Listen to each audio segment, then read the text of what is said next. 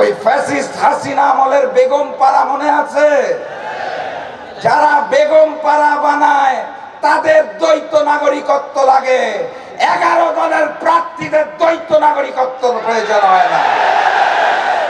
যারা দেশের প্রয়োজনে 17 বছর দেশে ফিরতে পারে না, লন্ডনে লুকিয়ে থাকে, ভিডিও কলের মাধ্যমে রাজনীতি করতে চায়, তাদের দ্বৈত নাগরিকত্ব লাগে, আমাদের লাগে না। আগামীর প্রধানমন্ত্রী ডাক্তার শফিকুর রহমান স্পষ্ট ভাষায় জানিয়ে দিয়েছেন, এই যে ঐক্যবদ্ধ বাংলাদেশ, এই যে আমাদের মঞ্চ, এটাই প্রকৃত বাংলাদেশ। আগামী 12 তারিখে সর্বপ্রথম ইমানদারির সাথে সকল শহীদের রক্তের কসম গণভোটে হাকে জয়যুক্ত করতে হবে।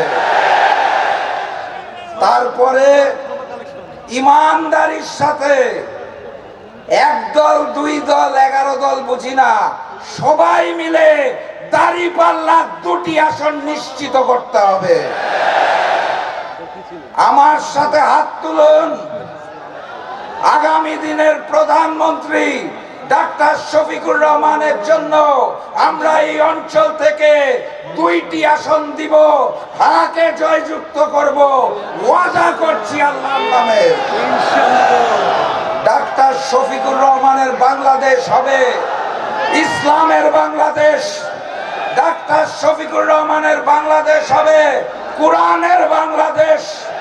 ঐক্যবদ্ধ বাংলাদেশের সরকার হবে ইনসাফের সরকার। আমি দ্ব্যর্থহীন কণ্ঠে আপনাদেরকে 11 দলের পক্ষ থেকে এই ওয়াদাটুকু করে আগামী 12 তারিখ গণভোটে হা এবং দাঁড়িপাল্লা 2টি আসনে জয়যুক্ত করার আহ্বান জানিয়ে শুধু বলে যেতে চাই, আগামীর বাংলাদেশে ওই পার্শ্ববর্তী ভারতীয় আধিপত্যবাদও চলবে না। বিদায় নেব, আর অনুষ্ঠান আছে।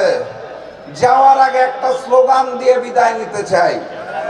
যেই স্লোগান শুনে পুরাতন জালেমের বুক কাঁপত, যেই স্লোগান শুনে নতুন জালেমের বুক কাঁপে, যেই স্লোগান শুনে হিন্দুস্তানেরও বুক কাঁপে, সেই স্লোগান ধরুন, নারায়ে তাকবীর, নারায়ে তাকবীর, নারায়ে তাকবীর। এটাই হবে বিজয়ের ধ্বনি 12 তারিখে ইনশাআল্লাহ। আবারও দেখা হবে, আবারও কথা হবে। বিজয়ের পথে যাত্রা শুরু, জীবন অথবা মৃত্যু। আসসালামু আলাইকুম।